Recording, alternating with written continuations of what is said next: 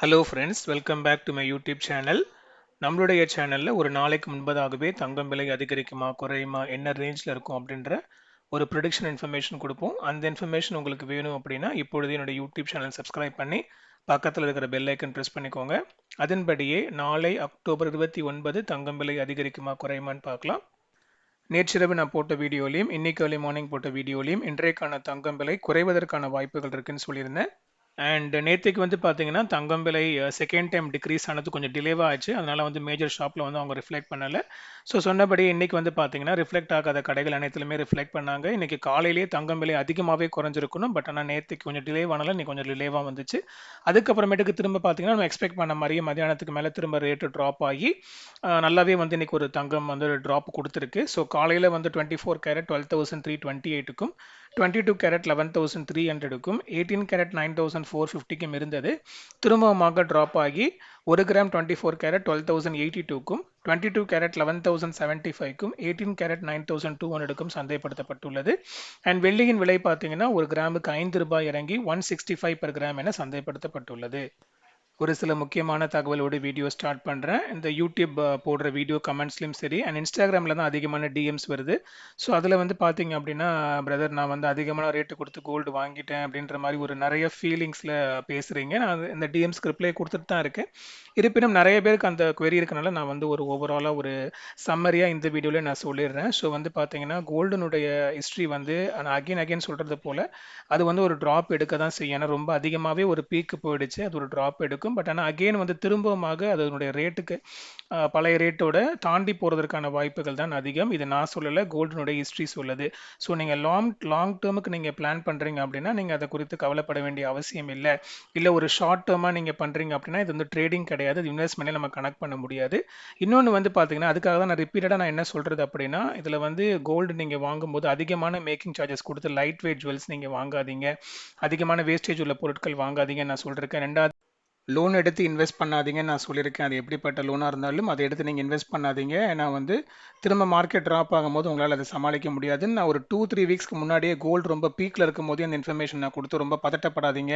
அப்போ வந்து சில்வர் கொஞ்சம் பீக்கில் இருந்துச்சு, நிறைய பேர் அதை கேட்டிருந்தீங்க. ஸோ அப்போவும் நான் சொல்லியிருந்தேன், ரொம்ப பதட்டப்பட்டு அவசரப்பட்டு ஆர்வ கோளாறுல ஏதாவது லோன் வாங்கி அதை பண்ணிடலாம் இதை பண்ணலான்னு பதட்டப்படாதீங்க, நிதானமாக இருங்கன்ற மாதிரி நான் சொல்லியிருந்தேன். ஸோ அந்த மாதிரி நீங்கள் லோன் எடுக்காமல் நீங்கள் வாங்குறது எல்லாமே 22 கேரட் 916 தான், ரொம்ப வந்து ஹெவியான வேஸ்டேஜ் கொடுத்து நான் வாங்கலைன்னா நீங்கள் பதட்டப்பட வேண்டிய அவசியமே கிடையாது, ரிலாக்ஸ்டாக இருங்க.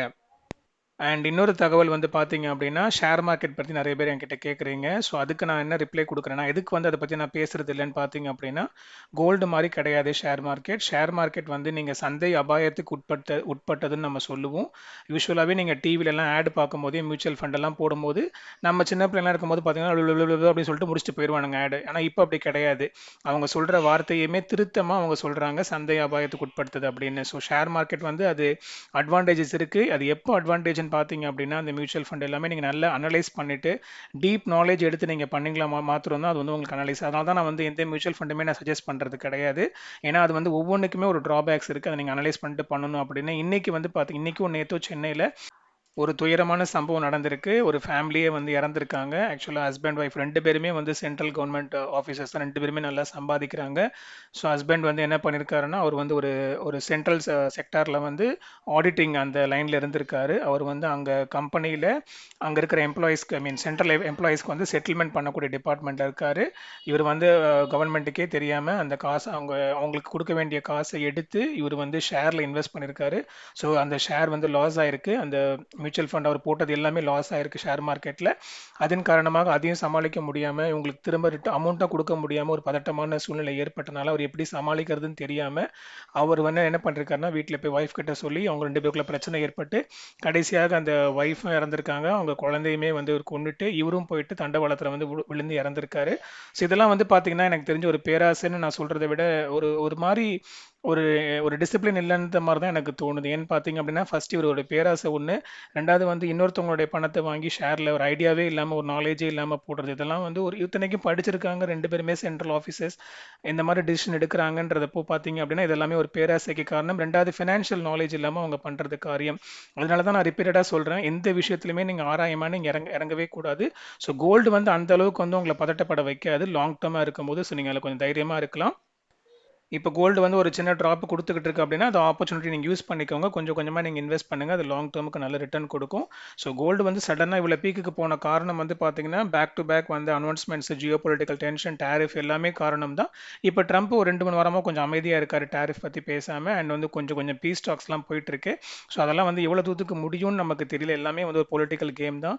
ஸோ நீங்க கொஞ்ச நாளைக்கு முன்னாடி இங்க பார்த்தீங்கன்னா, டாரிஃப் வந்து ட்ரம்ப் எல்லாருக்குமே அதிகமா போட்டு, அதுக்கப்புறமேட்டுக்கு சைனாவை மட்டும் டார்கெட் பண்ணி மத்தவங்க எல்லாத்துக்குமே வந்து அத ஃப்ரீ பண்ணி விட்டுட்டாரு. ஸோ அது வந்து ஒரு பொலிட்டிக்கல் கேம். அது நம்ம நினைக்கிற மாரி அவ்வளோத்துக்கு ஒரு பேசினாங்க, முடிச்சாங்க அப்படிலாம் கிடையாது. நெறைய பின்னாடி வந்து அவங்க எக்கனாமிக்கலா நெறைய வந்து அனலைஸ் பண்ணிட்டு தான் அவங்க முடிவு பண்ணுவாங்க. இன்னொன்னு வந்து பார்த்தீங்கன்னா, சைனா வந்து ஹெவியான கோல்டு ரிசர்வ் அங்க பண்ணியிருக்காங்க. நெறைய டன்ஸ் ஆஃப் கோல்டு அவங்க ரிசர்வ் பண்ணியிருக்காங்க. நம்மளுடைய ரிசர்வ் பேங்க்குமே நெறைய வந்து கோல்ட வந்து வாங்கி கொள்முதல் பண்ணிட்டு இருக்கிறாங்க. ஸோ இது எல்லாமே வந்து லாங் டெர்ம்ல கோல்டு திரும்பமாக ஒரு பெரிய ஹை லெவலுக்கு அது போறதற்கான வாய்ப்புகளுக்கான ஒரு ஹை லெவலுக்கு போறதற்கான ஒரு ஒரு சாத்தியக்கூறுன்னு தான் நம்ம சொல்லலாம். பட் எனிவே இது எல்லாமே மார்க்கெட் தான் டிசைட் பண்ணணும். அண்ட் இப்போ வந்து பார்த்தீங்கன்னா, ஃபெட் ரேட் கட் வந்து ரிலீஸ் ஆக போகுது. ஸோ லாஸ்ட் டைம் அவங்க ரிலீஸ் பண்ண உடனே கோல்டு கொஞ்ச நாள்லயே திரும்ப பிக்கப் ஆகி மேலே போயிடுச்சு. ஸோ இப்போ வந்து அவங்க ரிலீஸ் பண்ண போறாங்களா என்னன்னு நமக்கு தெரியல. அவங்க ரிலீஸ் பண்ண உடனே கூட நம்மளுக்கு ரிஃப்ளெக்ட் ஆகாவட்டியும் ஒரு 2, 3 டேஸ் நம்மளுக்கு வந்து ரிஃப்ளெக்ட் ஆயிடும். ஏன்னா மார்க்கெட்டோட சிங்க் ஆகிறதுக்கு. ஸோ பொறுத்திருந்து பார்ப்போம் என்ன இன்ஃபர்மேஷன் சொல்றாங்க அப்படின்னு. And coming to the subject, இன்று ஒரு நாளே தங்கம் விலை பார்த்தீங்கன்னா 22 கேரட் ஆபரண தங்கத்தின் விலை ஒரே நாளில் 3000 ரூபாய் வந்து ஒரு சவரனுக்கு வந்து குறைஞ்சிருக்கு. இதன் மத்தியில் வந்து பார்த்தீங்கன்னா நாளைக்கு இந்த செகண்ட் டைம் டிக்ரீஸ் ஆன ரேட்லேருந்து திரும்பமாக அது ரிவர்ட் ஆகி அப்பாறதுக்கான வாய்ப்புகள் அப்பாறதற்கான வாய்ப்புகள் இருக்கு. அதாவது செகண்ட் டைம் ரேட் வந்து 11,075க்கு ட்ராப் ஆச்சு பார்த்தீங்களா? ஸோ அந்த 11,075லேருந்து திரும்பமாக அதிகரிப்பதற்கான வாய்ப்புகள் இருக்கு. இருப்பினும் இது இப்போதைக்கு நைட்டு ஸ்டேட்டஸ் தான். அடுத்த அப்டேட் ஆஸ் யூஷுவல் நாளை காலையில் மார்க்கெட் ஃபிக்ஸிங்க்கு முன்னாடி கொடுப்பேன். நீங்க டெஃபினெட்லி மார்னிங் சேனலை மானிட்டர் பண்ணிக்கோங்க. அப்பதான் அது உங்களுக்கு முழுமையான பயனாக இருக்கும். அந்த இன்ஃபர்மேஷன் உங்களை ரீச் ஆகிறதுக்கு இப்பொழுது என்னோட யூடியூப் சேனல் சப்ஸ்கிரைப் பண்ணி பக்கத்தில் இருக்கிற பெல் ஐக்கன் ப்ரெஸ் பண்ணிக்கோங்க. அப்படியே மறக்காம என்னுடைய கோல்டு ப்ரிடிக்ஷனுக்கான இன்ஸ்டாகிராம் அக்கௌண்ட் லிங்க் நான் டிஸ்கிரிப்ஷனில் கொடுத்துருக்கேன். இன்ஸ்டாகிராம் அக்கௌண்ட் லிங்க்கையும் செக் பண்ணி அக்கௌண்ட்டை ஃபாலோ பண்ணிக்கோங்க.